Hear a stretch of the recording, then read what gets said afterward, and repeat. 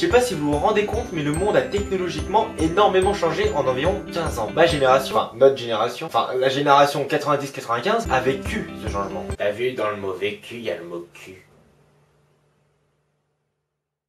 Et je trouve qu'on a beaucoup de chance de l'avoir vécu. Parce que du coup, notre enfance est remplie de souvenirs d'une ancienne époque, d'un ancien temps, de l'ancien siècle. De l'ancien siècle. Non mais vous imaginez avec nos enfants, quand on leur dira notre date de naissance? Moi, je suis né en 1994 mon petit. T'es né au 20e siècle. Ouais. Oh la honte à l'époque des chevaliers et tout, avec les châteaux forts, et t'as vu le Louis XIV et tout. Toi t'es trop nul, toi, t'es né en 1994. C'est vrai que ça fait vieux, hein. Mais je trouve quand même qu'on a eu une enfance merveilleuse. Je sais pas si vous vous rappelez, mais nous on se contentait des petits trucs, hein. L'ordinateur et internet commençaient vraiment à se répandre, et quand on avait un Windows 95, on était bien content de pouvoir jouer à Bomberman. Je me rappelle qu'avant, quand on avait internet et qu'on devait l'activer, ben c'était pas comme aujourd'hui. Et allez. Hop. Non. Encore.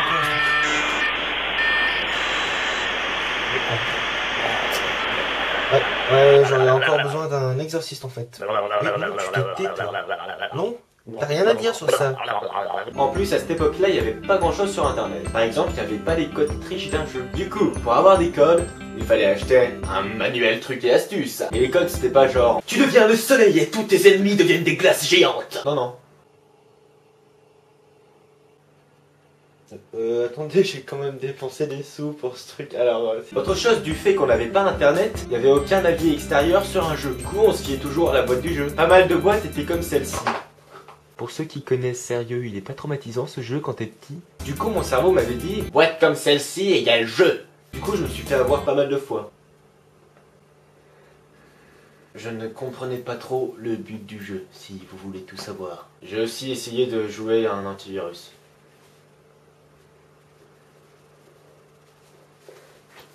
Et du coup, des fois, quand t'es plus grand, t'as envie de rejouer à ces jeux. Parce que t'avais le souvenir qu'ils étaient géniaux et super bien foutus. Du coup, tu le réinstalles et tu y joues.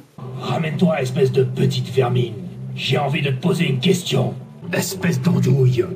Je vais te tordre le cou. C'est censé amuser un enfant, ce truc-là, là. Sérieux, là, j'ai testé 5 minutes, je me sentais mal à l'aise. Et heureusement, il y avait de super jeux à la Game Boy, par exemple. Et la Nintendo 64, bien sûr. Ouais, bon, le geek, tu peux passer à autre chose que les jeux vidéo?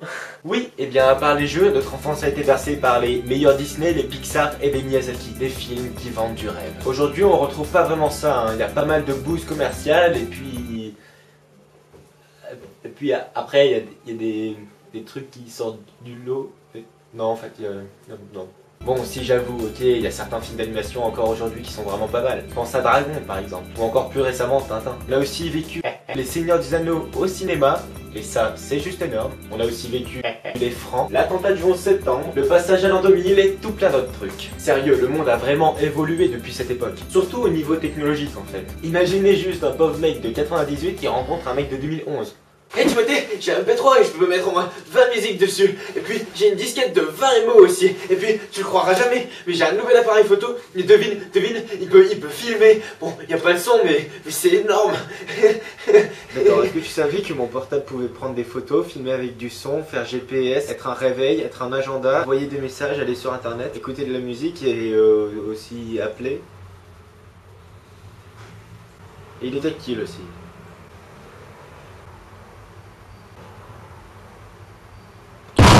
Aujourd'hui, les gamins ont tout. Les gamins ont même trop. Il n'y en a plus beaucoup qui laissent libre à leur imagination comme on faisait avant avec les Playmobil, les Lego, les jeux de société. C'est dommage, mais bon, c'est le monde qui avance. Je me rappelle aussi dans mon enfance quelque chose qui m'a beaucoup marqué, les appareils photo jetables. Là, tu devais bien choisir tes photos, hein, parce que tu pouvais au maximum en prendre environ 15. Donc si au moment où tu prends la photo, il y a quelqu'un qui passe devant l'objectif, tu vas direct lui péter la gueule. Hein. Je me rappelle qu'une nuit, j'avais laissé l'appareil dehors et il a plu toute la nuit. J'avais payé 20 francs cet appareil. Grâce à ces appareils, on peut encore regarder les photos dans ces petits albums en famille. D'ailleurs, quand nos parents montrent des vieilles photos à des amis, c'est souvent assez gênant. Hein. Oh, regardez, il était tout mignon. Enfin, j'étais gros. Regardez, on voit son petit zizi là, oui. Aujourd'hui, toutes les photos sont dans des ordis et un seul bug peut les faire toutes disparaître. Je voudrais finir sur quelque chose qu'on a tendance à oublier, c'est que notre génération est la dernière génération à avoir encore des grands-parents ou des arrière-grands-parents qui ont vécu les guerres, qui ont vécu le changement du monde. Ça fait beaucoup de cul.